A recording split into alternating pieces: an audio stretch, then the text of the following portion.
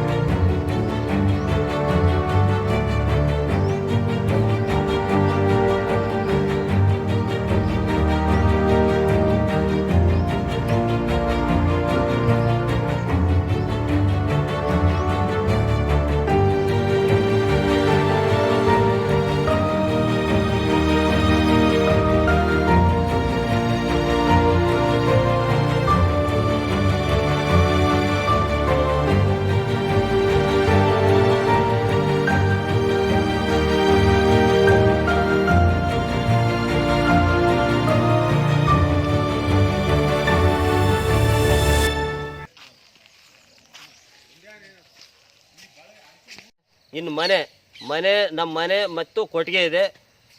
ಇನ್ನು ಮನೆನೂ ಕೊಟ್ಟಿಗೆನೂ ಕೂಡ ಉಳಿಸ್ತಿರಲಿಲ್ಲ ಅಂಥ ಪರಿಸ್ಥಿತಿ ರಾತ್ರಿ ಆಗಿದೆ. ಇದ್ರ ಪಕ್ಕದಲ್ಲಿ ಪಕ್ಕದ ತೋಟಕ್ಕೆ ಹೋಗಿ ಮತ್ತೆ ನುಗ್ಗಿ ಬೇಲಿಯೆಲ್ಲ ಕಿತ್ತಾಕಿ ಅಡಿಕೆ ಮರಗಳನ್ನ ಮುರಿದಾಕಿದೆ. ಈ ಥರ ಆಗ್ತಕ್ಕಂಥದ್ದು ಇದು ನಿನ್ನೆ ರಾತ್ರಿ ಮಾತ್ರ ಅಲ್ಲ, ಈಗ ಹೆಚ್ಚು ಕಡಿಮೆ ನಮ್ಮ ಊರಿನಲ್ಲೇ ಸುಮಾರು ಒಂದು 8-10 ದಿವಸದಿಂದ ಇದೇ ಥರ ನಡೀತೈತೆ ಪ್ರತಿನಿತ್ಯನೂ. ಫಸ್ಟು ರಾಜೇಶ್ ಮತ್ತು ಬೀರಪ್ಪನವ್ರ ಮನೆ ಜೋಳ ಕಬ್ಬು ಅಡಿಕೆ ಮರನ ನಾಶ ಮಾಡ್ತು. ಆಮೇಲೆ ಮಾರನೇ ದಿವಸನೇ ಮತ್ತೆ ತೋಟದ ಕೃಷ್ಣಪ್ಪ ಅಂತ ಹೇಳಿ ಅಲ್ಲಿ ಮೈಲಾರ ರವಿ ಅಂತೇಳಿ ಅವ್ರ ಮನೆ ಬಾಳೆ ತೋಟವನ್ನು ನಾಶ ಮಾಡ್ತು. ನಿನ್ನೆ ರಾತ್ರಿ ಇಲ್ಲಿ ನಾಶ ಮಾಡ್ತು. ಇದೇ ರೀತಿ ಸುಮಾರು ಈಗ ಹೆಚ್ಚು ಕಡಿಮೆ 4 ವರ್ಷದಿಂದ ನಡೀತಕ್ಕಂಥ ಸಮಸ್ಯೆ ಇದು. ಸುಮಾರು ಒಂದು 23ರಿಂದ 24 ಆನೆಗಳು ಸುಮಾರು 4 ವರ್ಷದ ಹಿಂದೆನೇ ನಮ್ಮ ಪುರದಾಳ ಕಡೆ ಬಂದಿದೆ. ಹಾಗಾಗಿ ಈ ಮಲೆಶಂಕರ, ಪುರದಾಳು, ಮಂಜೂರಿಕೊಪ್ಪ, ಆಮೇಲೆ ಆಲ್ದೇವರಸೂರು, ಇಟ್ಗೆನಹಳ್ಳಿ, ಸಿರಿಗೇರಿ, ಚೆನ್ನನಹಳ್ಳಿ ಈ ಭಾಗದಲ್ಲಿ ಆನೆ ಹಾವಳಿ ಜಾಸ್ತಿ ಆಗಿದೆ. ಇನ್ನೇ ಒಂದೇ ಒಂದು ತಿಂಗಳ ಹಿಂದೆ ಹನುಮಂತಪ್ಪ ಅಂತ ಒಬ್ಬ ರೈತನನ್ನು ಅವನ ಮಗಳನ್ನ ಕಾಲೇಜಿಗೆ ಹೋಗಿ ಬರ್ತಿರೋ ಕರ್ಕೊಂಡು ಹೋಗ್ತಿರತಕ್ಕಂಥ ಒಂದು ಸಂದರ್ಭದಲ್ಲಿ ಸುಮಾರು ಒಂದು 6 ಗಂಟೆ ಅಷ್ಟು 6:30 7 ಗಂಟೆ ಅಷ್ಟೊತ್ತಿಗೆ ಆನೆ ಓಡಿಸ್ತಾಯಿತ್ತು. ಇದುವರೆಗೂ ಯಾವುದೇ ಪರಿಹಾರನೂ ಕೂಡ ಕೊಟ್ಟಿಲ್ಲ. ಅರಣ್ಯ ಇಲಾಖೆಯವರು ಯಾವುದೇ ರೀತಿ ಕ್ರಮ ತಗೊಳ್ತಾ ಇಲ್ಲ. ಆಮೇಲೆ ಬಸವಪುರ ಹಾರೇತ್ಲು ಬಸವಪುರದಲ್ಲೂ ಕೂಡ ಅಲ್ಲೊಬ್ಬರು ರೈತನ ಸಾಯಿಸ್ತು. ಪ್ರತಿನಿತ್ಯನೂ ಇದೇ ಥರನೇ ಅಡಿಕೆ, ಬಾಳೆ, ತೆಂಗು ಈ ಥರ ನಾಶ ಮಾಡ್ತೈತೆ. ಯಾರೂ ಕೂಡ ಓಡಾಡೋಕ್ಕಾಗ್ತಾಯಿಲ್ಲ. ನಾವಂತೂ ಈಗ ಸಂಜೆ ಆಯಿತು ಅಂದರೆ 6 ಗಂಟೆ ಆಯಿತು ಅಂದ್ರೆ ಮನೆ ಸೇರ್ಕೋಬೇಕು. ಈ ರಸ್ತೆಲೂ ಕೂಡ ಯಾರೂ ಓಡಂಗಿಲ್ಲ. ಅರಣ್ಯ ಇಲಾಖೆಯವರು ಇದ್ರ ಬಗ್ಗೆ ಸರಿಯಾದ ರೀತಿ ಕ್ರಮ ತಗೊಳ್ಬೇಕು. ಇಲ್ಲಿವರೆಗೂ ಯಾವುದೇ ಕ್ರಮನೂ ತಗೊಂಡಿರಲ್ಲ. ಬೇಜವಾಬ್ದಾರಿ ತಂದಿಂದ ಮಾತಾಡ್ತಾ ಇದ್ದಾರೆ. ನಾವು ಫೋನ್ ಮಾಡಿದ್ರೆ ಫೋನ್ ರಿಸೀವ್ ಮಾಡಲ್ಲ. ಬೆಳಿಗ್ಗೆಯಿಂದ ಇಷ್ಟೊತ್ತವರೆಗೂ ಫೋನ್ ಮಾಡ್ತೀವಿ. ಯಾವ ಒಬ್ಬ ಅರಣ್ಯ ಇಲಾಖೆ ಅಧಿಕಾರಿಗಳು ಕೂಡ ಫೋನ್ ಎತ್ತಿಲ್ಲ. ಅವ್ರು ತಕ್ಷಣದಲ್ಲೇ ಇದ್ರ ಬಗ್ಗೆ ತಕ್ಷಣ ಕ್ರಮ ತಗೋಬೇಕು. ಇಲ್ಲಿ ಏನು ನಷ್ಟ ಆಗಿದೆ ಆ ನಷ್ಟಕ್ಕೆ ಸರಿಯಾದ ರೀತಿಯಲ್ಲಿ ಪರಿಹಾರ ಕೊಡಬೇಕು. ಇಲ್ಲ ಅಂದರೆ ನಾವು ಅರಣ್ಯ ಇಲಾಖೆ ಕಚೇರಿ ಎದುರುಗಡೆ ನಿರಂತರವಾಗಿ ಪ್ರತಿಭಟನೆ ಮಾಡ್ತೀವಿ, ಅಲ್ಲೇ ಧರಣಿ ಕುಂಡಿರ್ತೀವಿ. ಯಾವುದೇ ಕಾರಣಕ್ಕೂ ಇನ್ನು ಸಹಿಸೋಕ್ಕಂತೂ ಸಾಧ್ಯವೇ ಇಲ್ಲ. ಈ ಭಾಗ ಪೂರ್ತಿ ಏನಿದೆ ಸುತ್ತಮುತ್ತಲ ಹಳ್ಳಿಗಳ ರೈತರು ಎಲ್ಲರೂ ಸೇರಿ ಏನು ಡಿವಿಷನ್ ಆಫೀಸ್ ಇದೆಯಲ್ಲ, ಡಿವಿಷನ್ ಆಫೀಸು ಕನ್ಸುಲೇಟರ್ ಆಫೀಸ್ ಎದುರುಗಡೆ ಧರಣಿ ಕುಂಡಿರ್ತೀವಿ. ನಮಗೆ ಸೂಕ್ತವಾದ ಪರಿಹಾರ ಸಿಗಲ್ಲವರೆಗೂ ಕೂಡ ನಾವು ಅಲ್ಲಿಂದ ಹೇಳಲ್ಲ ಅಂತಕ್ಕಂಥ ಒಂದು ಮಾತನ್ನು ಈ ಸಂದರ್ಭದಲ್ಲಿ ಹೇಳ್ತಾ ಇದ್ದೀನಿ.